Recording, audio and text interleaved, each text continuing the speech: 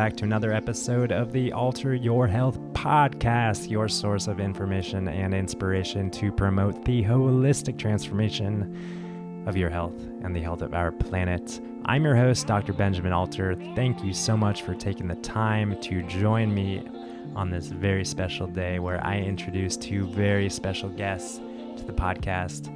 And those two are Doctors Ron and Mary Hulnick. They are pioneers and worldwide leaders in the field of spiritual psychology. They're also teachers and facilitators of awakening in consciousness. How cool is that? They are renowned educators, authors, and founding faculty and co-directors of the University of Santa Monica, USM, where they have designed, developed, and facilitated educational programs for the last 35 years. That's more years than I've been alive. But both are licensed marriage and family therapists as well, and Mary is also a licensed clinical psychologist. They are the authors of two books, Loyalty to Your Soul, The Heart of Spiritual Psychology, published by Hay House and available in 12 countries and 8 languages. And their latest book, Remembering the Light Within, A Course in Soul-Centered Living, was published by Hay House in 2017. So Doctors Ron and Mary Hulnick are two very special people to me. They are my spiritual teachers. At least if I do have any spiritual teachers in the world, it's them. And I think that there are thousands of people who would say the same thing based on their long and fruitful careers as teachers at the University of Santa Monica, the worldwide center for spiritual psychology. So we talk about what the heck spiritual psychology is, of course.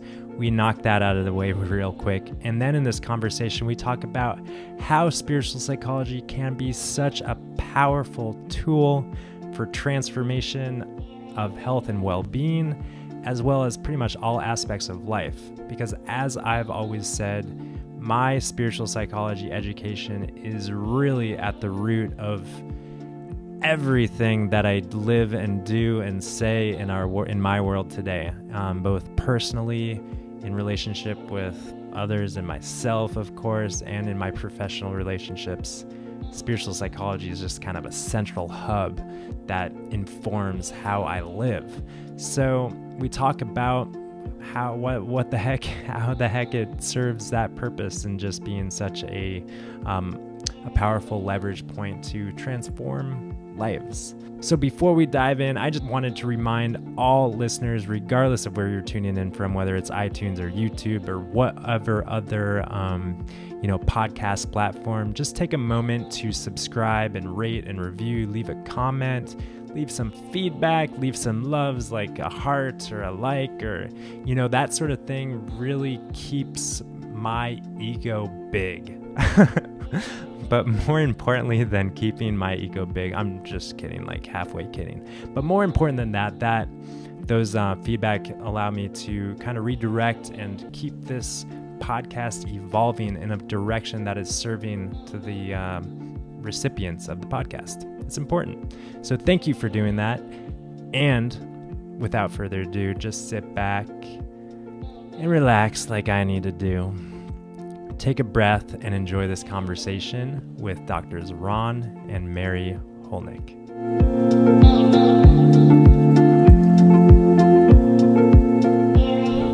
We rolling?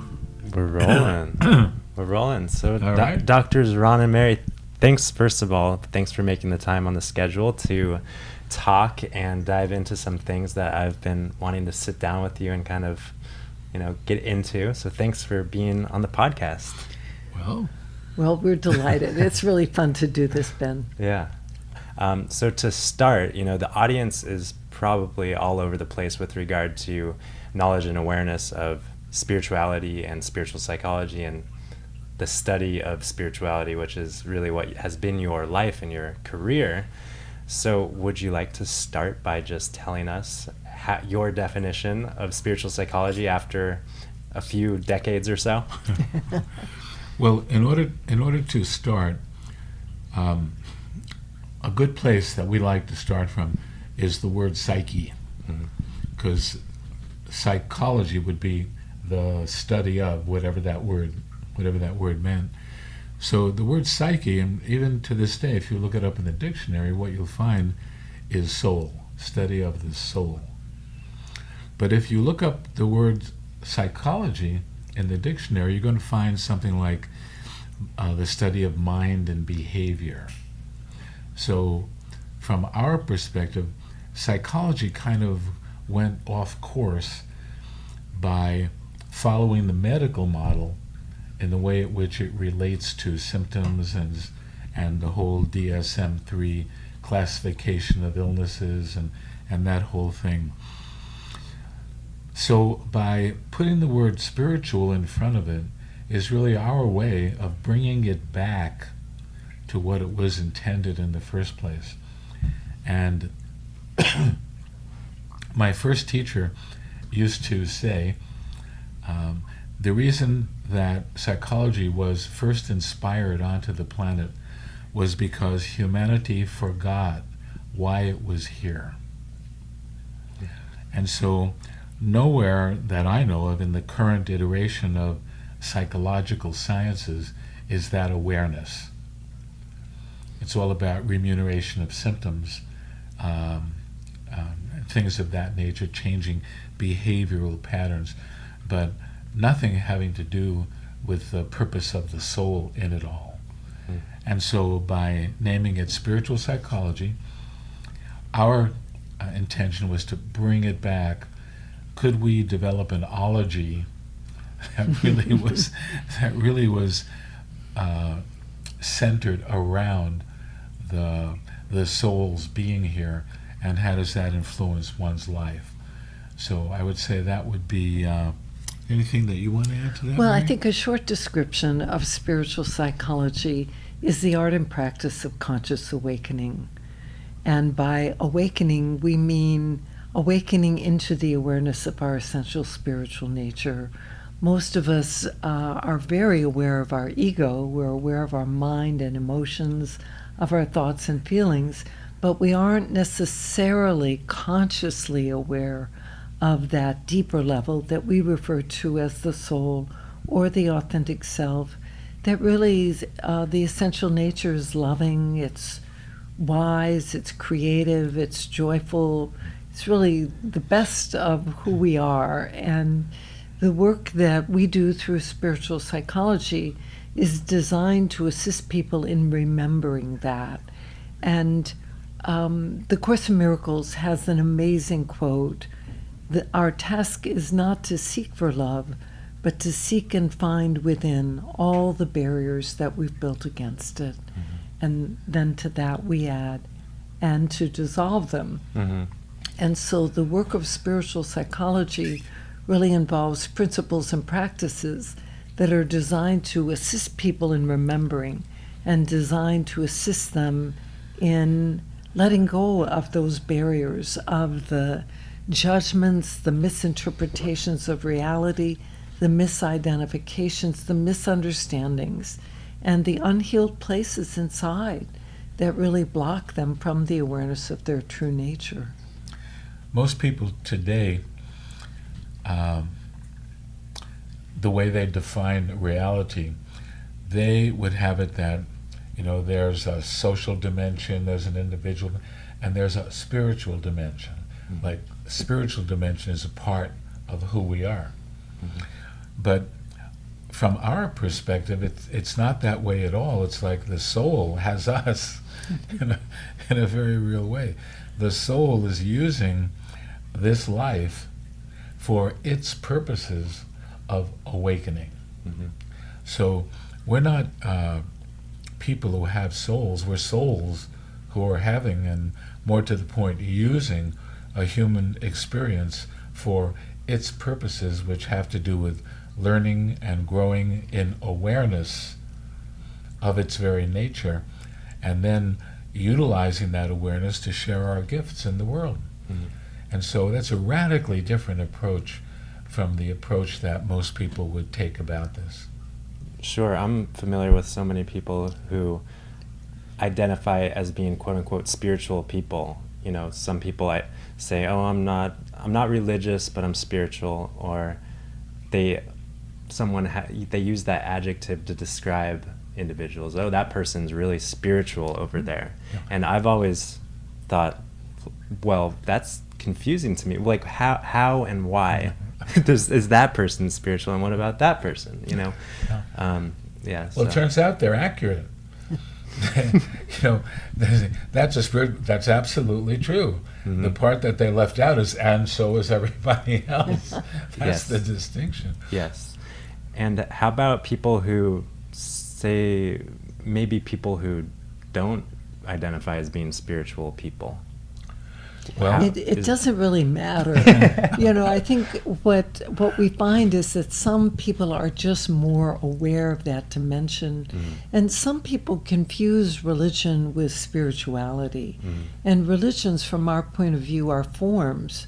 They are forms that were brought forward usually by people that did have some level of awareness of spirit, and the form includes practices that leader, spiritual leader, may have developed that were very useful in their process of awakening.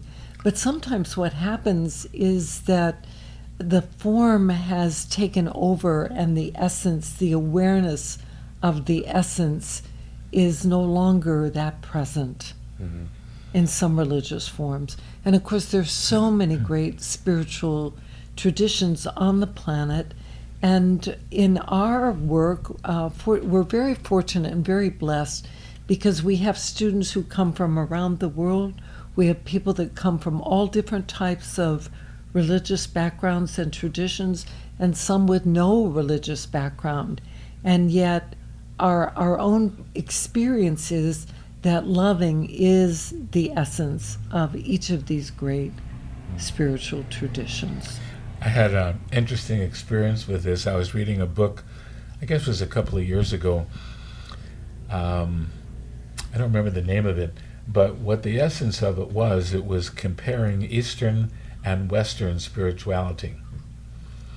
And I've studied some Eastern psychology, and I have a sense of it, and and we meditate and all of those things. And he was describing some of the experiences that people in that tradition will often have.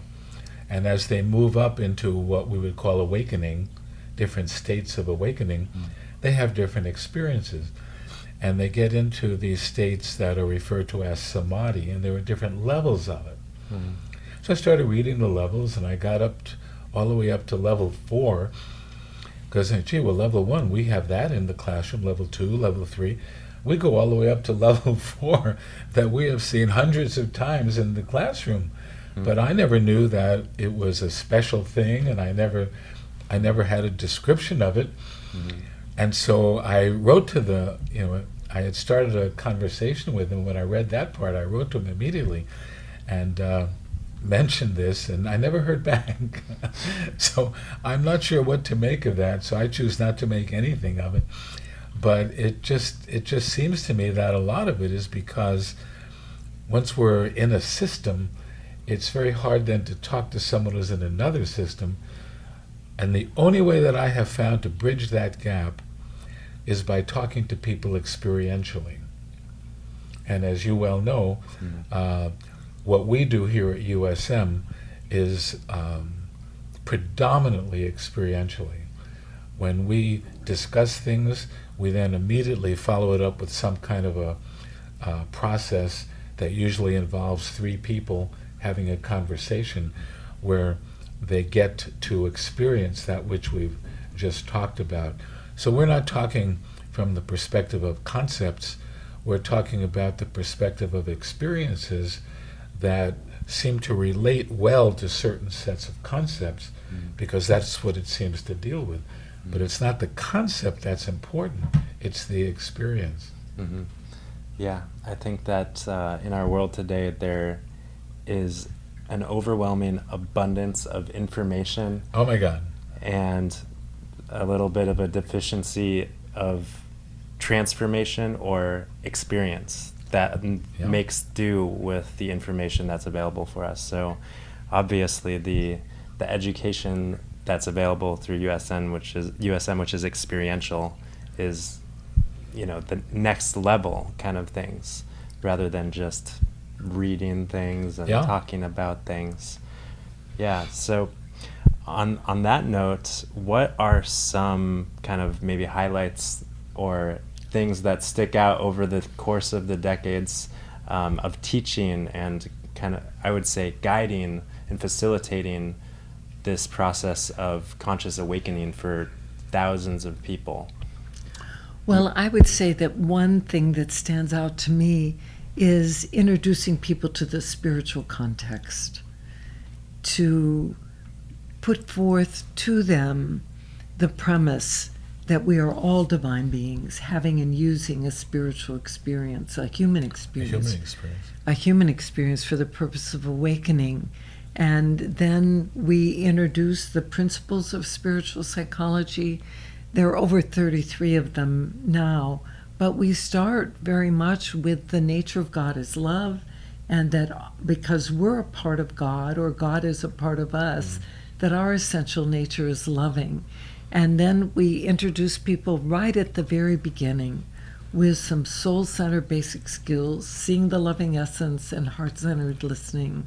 And that is foundational because it gives people immediately an experiential reference point of what happens when you begin to look through the eyes of your heart and listen with the ears of your heart, and how that changes everything, and how it creates a quality of closeness, of intimacy, of heartfelt connection, and a deeply safe and sacred space for people then to be able to do deeper work, to address some of their unresolved issues. Because from our point of view, also, unresolved issues aren't in the way, they are the way, and that we can learn to utilize these unresolved issues, the things that disturb our peace, in service really to our healing and our awakening, and to becoming more aware of our essential spiritual nature.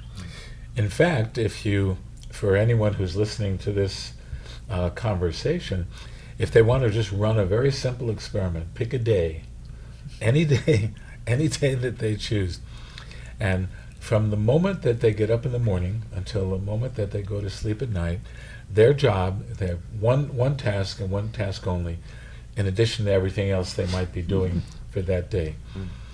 Everyone you see, no matter what they're doing, everyone you see them as a soul who is here using this experience for purposes of their spiritual growth.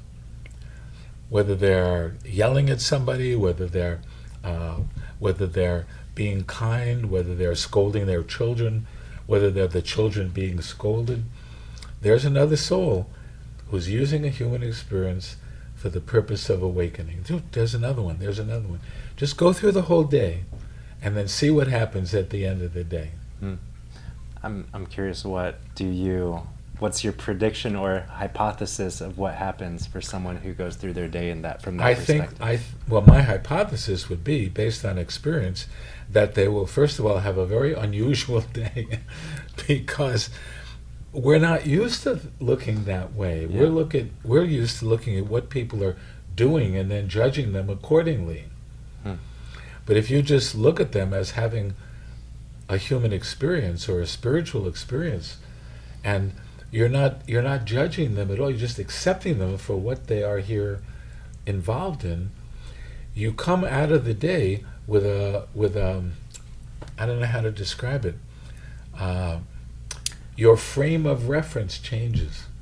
And what I would say, Ben, also is that doing an exercise like that for a day or longer often helps people become more aware of their heart, more aware of their compassionate nature, and it helps them see through softer eyes, less critical, less judgmental, less of the duality of making people and things either right or wrong. Yeah, and some people have the awareness, they go, oh my God, I wonder if any of those people were looking at me that way. Yeah. And that's something to consider. Yeah. Ultimately an exercise to shift your perspective. Yeah. Yes. Yeah. It is. Into a spiritual context. Into a spiritual context. And the biggest challenge that most people have from our perspective over the years is that we haven't been trained that way. We've been trained from childhood, by and large, to live in a physical world, and we have physical goals and a monetary system that seems to reward physicality, and and spirit doesn't really care, to be perfectly honest. It just doesn't deal in that. It's not interested in that. Well, and I think physical world reality is designed to offer people a whole variety of human experience. And in our work, you know, Ben, that one of the distinctions that is part of it is the difference between the goal line of life and the soul line. And that the goal line is largely about physical world reality, our relationships, our careers, our homes, the things we enjoy doing on the physical plane. And it's the arena where our life is played out, our outer life. But there's also an inner life, which has to do more with what we call the soul line or the learning line. And this has to do with spiritual growth. It has to do with greater awareness of our essential loving nature. And a lot of the principles and practices are really designed to help people not only awaken spiritually, but as they do, they often become more effective or more successful on the goal line of life as well. So this is a practical spirituality from my point of view. It's not esoteric or just simply about sitting beside the stream or on the mountaintop meditating. Excellent. I feel like that's a great point to maybe pivot towards, as you're talking about, as we talk about often, the soul line, or rather the soul line going upward and the goal line going in this direction, and the intersection of those two. I often think about the physical health being very much a goal line, maybe sort of thing, but spiritual health is very much a soul line thing. So how does physical health intersect with spiritual health, or the goal line intersect with the soul line? Well, what I would say about this is that from our perspective, health challenges serve spiritual purpose. And that when people discover that they have a serious health condition, that very often how can I say this? It puts them on the soul line. In other words, it starts bringing forward their own inner material. And in the work with our students in the Consciousness Health and Healing Program and with private clients over the years, it's like when people receive, for example, a diagnosis of cancer, we ask them the question, what is the message that the illness has for you? And very often there are very powerful metaphors in consciousness. I remember many years ago a person who had been repeatedly told by their mother that they were a rotten person, and eventually they developed a cancer.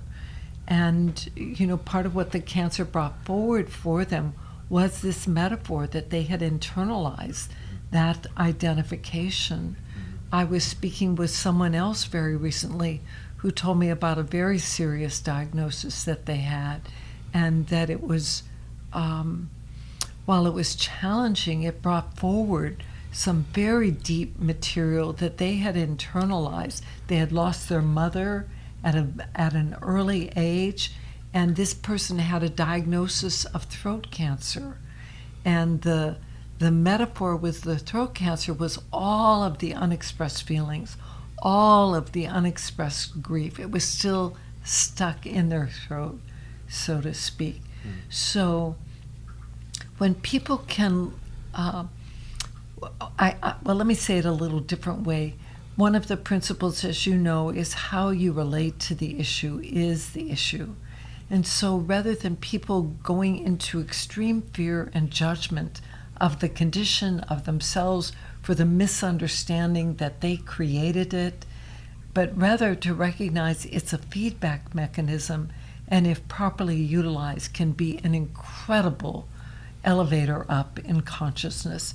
And how does that occur? Well, first, it's important to become more aware of the metaphor, to learn to give symptoms a voice, find out what their message is, and to forgive the judgments and misunderstandings. In other words, we teach compassionate self-forgiveness, forgiveness for judging myself as having done something wrong. Or anyone else for that matter. Yeah, for this individual, because they lost their mother so young, part of the misunderstanding in there was that they had done something wrong, that in some way they had contributed to their mother leaving. And sometimes people in that situation have a misunderstanding that, well, if my mother had really loved me, she wouldn't have left. So there must be something unlovable about me. It's complex, and it's different for every person. The other thing is that it's, see, when we're working in the medical model, the goal is remission of symptoms. Mm-hmm. But when you're working in the spiritual model, that's not always the case. So you can't really draw a one-to-one correspondence. I'll give you an example. The one that comes to me is something that happened to me many years ago. I was walking with my spiritual teacher to visit someone in the hospital. And as we're walking along, a woman is coming out of the hospital with a wheelchair, and she's pushing a young man, and he's sitting in the chair, and he's kind of contorted, and he's I can't say shaking, twitching, whatever the medical word for that would be, and obviously didn't seem to have very much connection with reality, at least this reality. Mm-hmm. And so we walk by them, and my teacher, being very clairvoyant, meaning that she could read my thoughts, which she could, says to me, Ron, you really have no need to feel sorry for that young man. And right she was. I went, oh my God, that poor kid. I mean, She said, you really have no reason to feel sorry for that young man. The truth of the matter is that this is his last incarnation, and that he's working with is blowing off the remaining negative energy that he had built up over lifetimes. He'll probably be dead in about 5 to 10 years, and he knows this, and he knows that it's his last lifetime. He is ecstatic. My wish for you would be a tenth of as happy as he is, and he will be that way to the end. The lesson he is learning is endurance. It's his final lesson. And, I'm not so sure how that would go over in medical school, but, Yes. But nevertheless, people say, well, you can't prove that. And I just turn to them, I say, well, you can't disprove it. So it's just one of those things. Some people will hear that and resonate to it, and many people will not. Yes, and that at the same time, it doesn't make the physical life and the symptoms any easier in physical world reality. But here's what we have found. What we have found, and this is becoming more and more well known, especially in people who are working on that interface, that the more that someone can convert the negative thinking and perceptions that they engage in, there is a correlation to positive health benefits. Just in the same way that the more someone goes on a more healthy eating diet, their health will tend to improve. Mm-hmm. So you could think of, if you stop eating junk food and all of this kind of start eating healthy foods, your health will improve for most people. Well, you could think of judgments as junk food. That would be one way. Yeah, one way you could think of it. It's not helping any, it's actually poisoning the body at some level.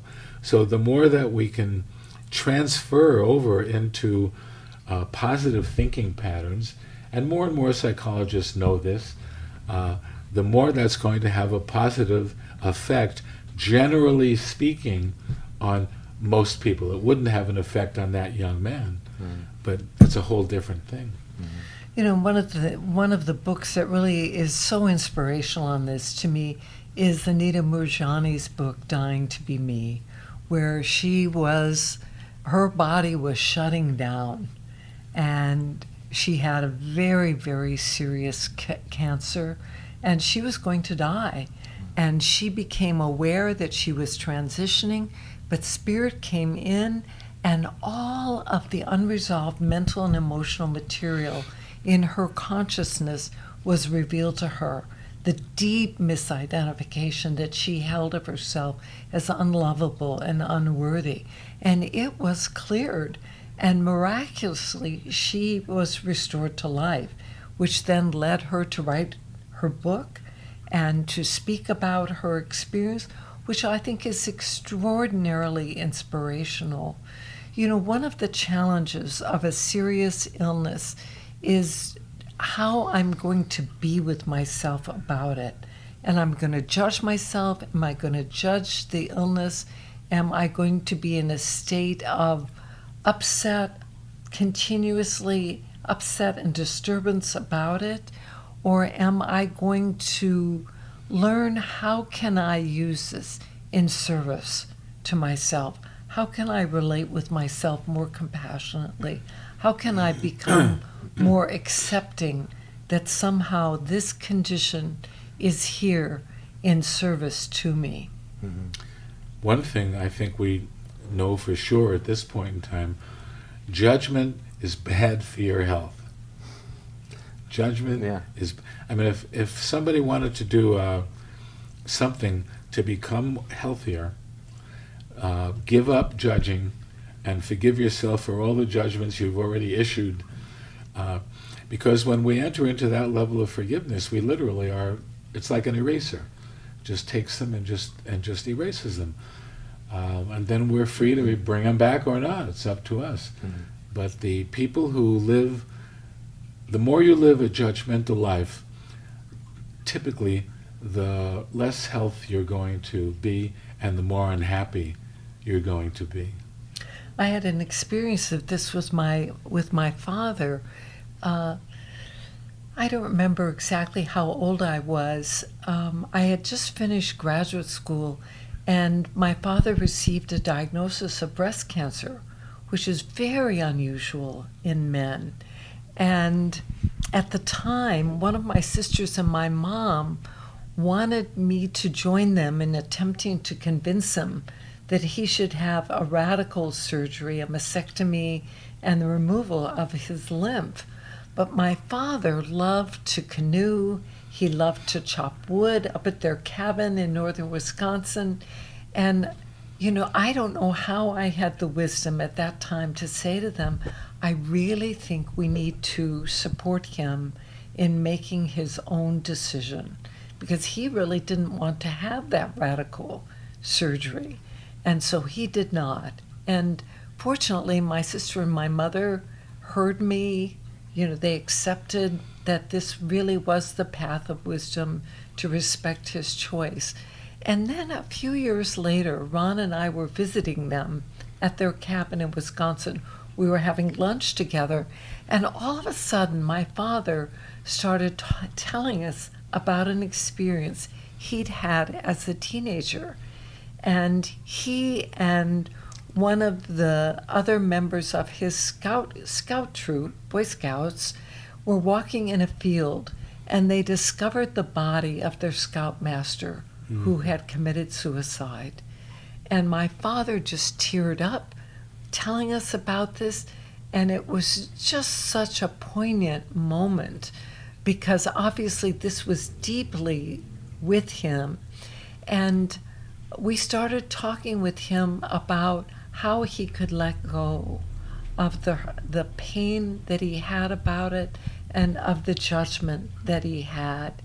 And we introduced him to compassionate self-forgiveness, which he did on the spot, Ben. Wow. And I must say it was a very, very moving experience, for me personally, and I believe for Ron too, to be able to share this method with my own father, and for him to be able to let go of something that had been heavy on his heart for who knows how many years.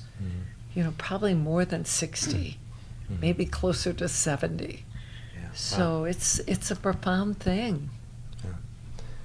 I could imagine a lot of people hearing what you're saying about judgments and about all of these, negative thoughts harming the health, and thinking, well, okay, like I'm going to get rid of these judgments, and I'm going to, especially someone who might be in more of desperation with a diagnosis, like, yes. Okay, I'm just going to do all this work and I'm going to do whatever I need to heal.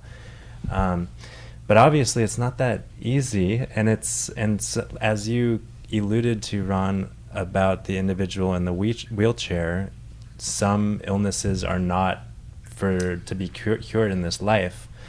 So what wisdom might you have for someone as they are approaching maybe this spiritual orientation to their health, and how to do so in a way that is actually maybe most effective, however we measure effectiveness in this world? What comes to me right away when you share that or ask that question is that perhaps one of the biggest keys is to let go of the illusion of control. That we think that we're in control. Wait, we're not in control? Come on. I drove here and set this up. I'm running this show, right? Well, the ego likes to maintain the illusion that we are in control, and we all have our own control patterns. Control really has been referred to as the master addiction. And why do we want to be in control? It helps us feel more comfortable, gives us a sense of security, and it gives also a sense of familiarity. But I think part of awakening spiritually, as we progress in our awareness and we have more experiences of opportunities to surrender the illusion of control, and to recognize that part of the opportunity is really to accept and cooperate with the lessons that are brought to us. And I look at illness as a form of spiritual opportunity, learning, lesson, however you'd want to refer to it. And I think when we're faced with an opportunity or a lesson, I know my ego says, well, I want to take advantage of this opportunity and I want to do it right. And I want to get the biggest bang for my buck and that sort of thing. But if I'm hearing you correctly, that's my control. Yes. And I need to let that go. And we support people in having a really strong, clear, positive intention and doing everything they can to help ameliorate the symptoms and to heal the illness. And at the same time, there's great power in surrender. And by surrender, not my will, but thine be done. Recognition that spirit ultimately is in charge, and that, yes, I'm going to do everything I can on my own behalf to assist myself in getting well and fully healing and recovering. And at the same time, if it's not going in that direction, to recognize the deeper opportunity for really letting go and surrendering. We had a close associate of ours who received a diagnosis of breast cancer at the beginning of a program that was a new program that she was going to be a lead faculty member for. And when she called and told me, it was like, oh my goodness, what is this going to mean? Is she even going to be wanting to teach the program? But she was such a trooper, and she did her treatment wholeheartedly, and she taught the class. And she was in a period of remission, maybe for about 2 years, and then there was a recurrence, and it was heartbreaking for all of us that loved her dearly, and it was challenging for her because she had teenage sons who she adored, a loving husband. They had such a deep deep love and bond with each other. But healing on the physical level was not to be for her, despite all her understanding and intention. It's like Spirit had a different plan for her. Or we could say that she learned what her soul had contracted to learn, and there was nothing more. And the one of the challenges here is that if you don't have the level of awareness of the spiritual reality, you can recreate more things that are now going to keep you here longer that you didn't have to deal with. Mm-hmm. You were ready to go, but then you mucked it up by doing all this other negative stuff and creating more negativity. So there's that aspect of it as well. I remember a dream I had many years ago. It had to do with creativity. And Mary and I spent, we first met each other in New Mexico, and we spent a lot of time there. We were both on the faculty at New Mexico State University, and I was having this dream, and in the dream I'm driving on a back road in New Mexico, and if you've ever been there, the back roads are really out in the desert, and I mean there's really just nothing but desert all around, these big saguaro cacti, and so I'm driving on this road, and all of a sudden the car jumps off the road, and it's now heading in the direction of these, there's no way I can miss those cacti, and some of them are really, really big. And so the first thing I think I should do is hit the brake. So I put my foot down on the brake, and it goes right to the floor. There's no brake. Not only that, the car is picking up speed. I said, oh man. And then I realized that, and I'm like swerving, and I'm realizing all of a sudden that my work doing the wheel is not having any effect on this car whatsoever. So it's picking up speed. I have no control over the gas, the brake, or the wheel. And then I notice that somehow the car is doing very well by itself, avoiding all of the cacti. And once I realized this, I just sat back and enjoyed the ride. And I'm suggesting that that is very, very possible once one gets really clear about the spiritual reality of things. It's very accurate that we're on a ride, and if we could just take the ride and not go through this whole business of making things right and wrong. There's a quote that we use a lot by the psychiatrist David Hawkins, that perception is edited observation. So we see something, and then immediately we divide it into good or bad, or right or wrong, or and then we are our emotions respond in kind. So if you see something as a positive, great thing, you're going to have an emotional reaction to it. If you see something and you decide it's a negative thing, you're going to have a negative reaction. You might get angry. You might get, whatever it is. So then we ask the question, well, who's doing the editing? And the answer is the ego, because the soul, or the authentic self, isn't doing that edit. It's just seeing what is. It makes nothing of it. Mm-hmm. There is no right or wrong at that level. And so the whole point of spiritual psychology is to assist people in learning how to operate in that, through that lens. We call it the lens of perception. Mm-hmm. You learn how to operate your life from that lens of perception, then what you're going to find is that a lot, it's hard to put a percentage on it. I'll say 95. Of all of the not the challenges, but the inner disturbance. The inner disturbance just goes away.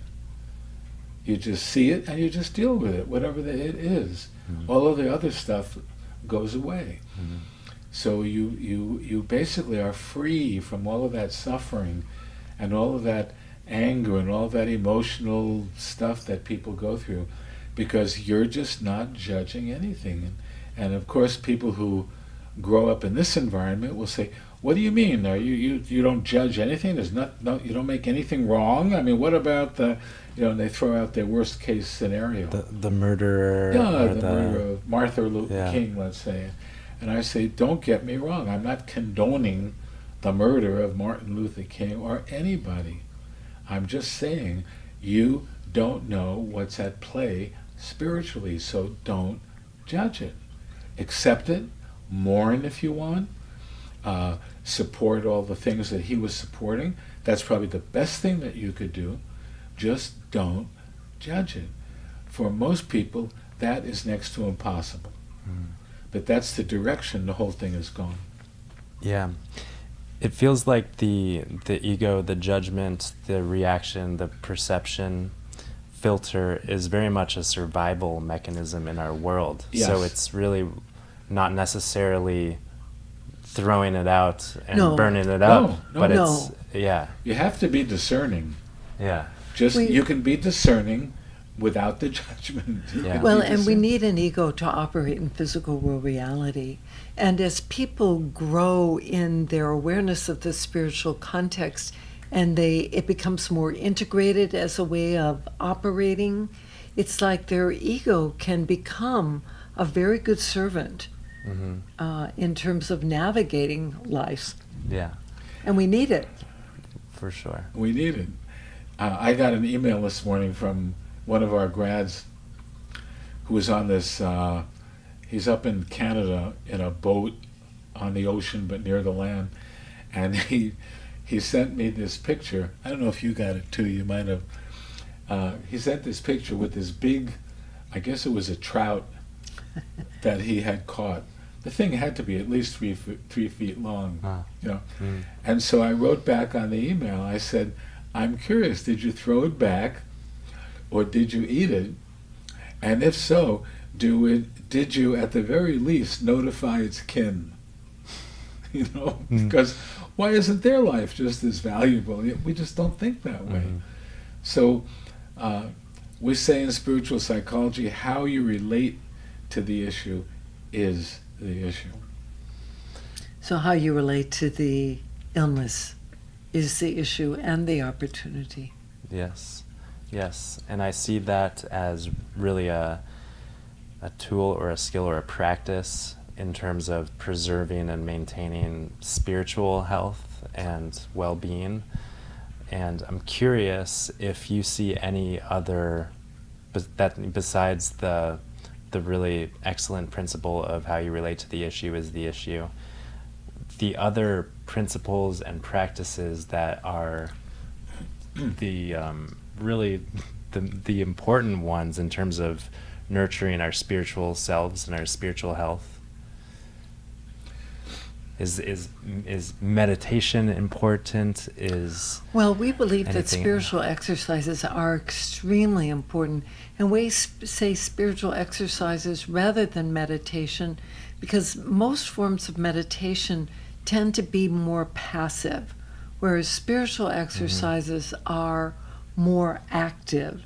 They're designed to help people become more aware of their inner spiritual life, and not only to become more aware of it, but gradually to become aware of some of the higher dimensions of spiritual reality, the awareness of the soul, and that the soul's essential nature is loving, and that when you connect with that soul energy, it can be an experience of just being flooded with the divine love that is your essential nature and that is the nature of God. And so we do consider spiritual practice extremely important part of psychological and physical health. So, for example, and when we start our classes, we do a prayer, and then we do something called Anai Hu. Hu is an ancient name of God, And when you add an I to it, it adds the quality of compassion. So Anai Hu, we chant that while we're meditating. And we may chant that and then be quiet for a period of time and chant it again, or you may just continually chanting it, because it's very hard to just sit still and have your mind do nothing. At least I want to give it something positive to do that will keep it occupied. So we do that, and you're probably aware of this, but there are a great many studies out there. Larry Dossey has got a lot of them. Joan Porsenko has got Bernie Siegel, having to do with the effect of prayer on illness, for example, having to do with the effect of absent prayer on illness. Now, who really can say what was happening there? But there do seem to be correlations of things that are just going on. Naomi Rachel Remen was telling a story when she was a resident, and there was a guy who had bone cancer. He had 52 bone lesions, and they were giving him the chemo and and everything, and then they waited to see the effects, and nothing happened. They stopped that, and then within a certain period of time, all of these, I think it was 9 months, all of the bone lesions just disappeared.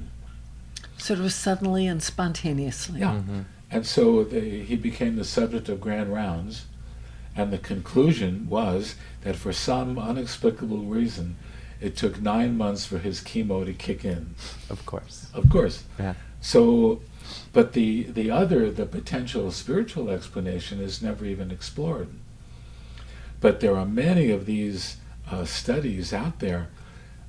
There are thousands of them that they're usually, as Naomi shared, they are presented in medical journals as fillers, stories in between the major articles, the important stuff. So it's not that there's a shortage of evidence, it's just that because the evidence that's available doesn't satisfy the criteria that the medical profession has laid down as necessary, that it doesn't qualify. But that doesn't mean it's any less real. Mm-hmm.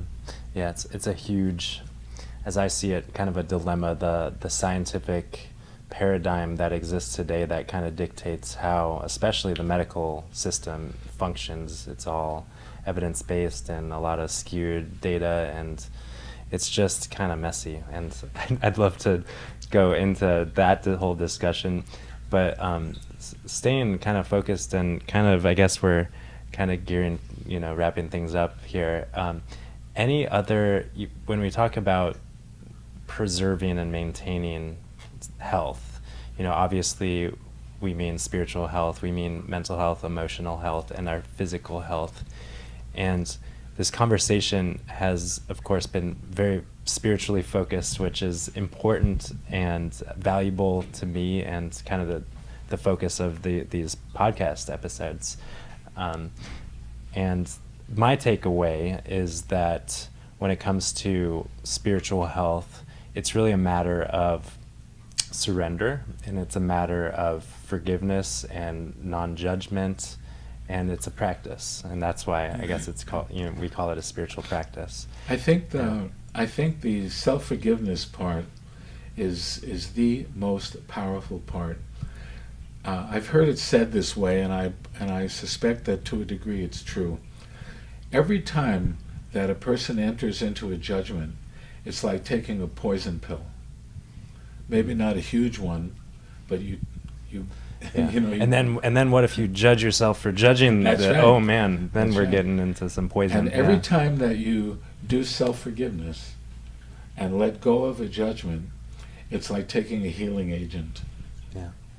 Because those things do have an effect on the body.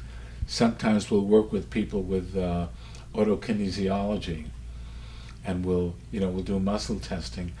And I used to be a dowser when I was young, and I actually could do that. I could find water using a forked stick. I demonstrated that. And kinesiology is really no different.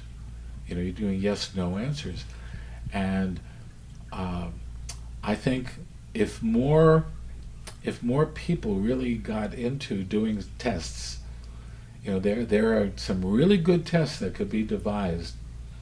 I think they could prove that, or at least give a lot of evidence that judgment is bad for your health. Yeah. What's interesting, Yeah. it's one of the biggest things in the Bible says, "Judge not, lest ye be judged." I'm not a big Bible scholar, but really that's not quite accurate. It should say, "Judge not, for every time you do, you are creating illness in your body, and in your mind, for that matter." Yeah. Mary, any other spiritual practices? Or Yes. There's another principle Yeah. of spiritual psychology that to me is very relevant to Yeah. this conversation, and that is healing is the application of loving to the parts inside that hurt. Mhm. And whether that's an emotional hurt, whether it's mental anguish, or whether it's physical pain associated with an illness or an accident, a physical condition of some kind. And to learn to be compassionate, to be empathetic with ourselves, and to recognize that we can be with the pain that we're experiencing. Doesn't matter if it's physical pain or emotional pain, in ways that can bring nurturing to it, that can bring healing to those places inside, so that we can restore ourselves to greater physical and psychological well-being and spiritual well-being, greater experience of our wholeness, our holiness. I find very profound, very deeply empowering. And I think one of the other things that it assists in people in doing is helping them let go of the idea that they're a victim of their illness or their injury, but rather that there is a meaning and a purpose to it, and that if they can begin to relate with it in more positive, more constructive, more compassionate ways, they will facilitate more rapid healing, and they will feel so much better in the process. Amen. Amen to that. Yeah, thank you for reminding us the whole self-love movement, I guess we could call it, is one that I think has taken off and taken hold, and for good reason. And I love the principle of healing being the application of loving to the places inside that hurt, because I think that we are always in this life. I think that's just one of the most fundamental human conditional parts of being human, is just seeking love. But the giving of the self, what we are always seeking, is just such a fundamental, radically transformational medicine. It is radically transformational, and I agree that it is medicine. Yeah. Well, obviously people can find more information about Dr. Ron Hulnick and Dr. Mary Hulnick and the University of Santa Monica by visiting universityofsantamonica.edu. And of course, there are wonderful books that they have co-authored together, Loyalty to Your Soul and Remembering the Light Within. It's a process, right? So thank you so much for your time and being with us. Thank you. Great conversation. Thank you so much, Ben. Thank Wish you. we could dive in deeper and more, Me but too. I know we will this weekend in class. That's right. All right. Peace and love, and until next time.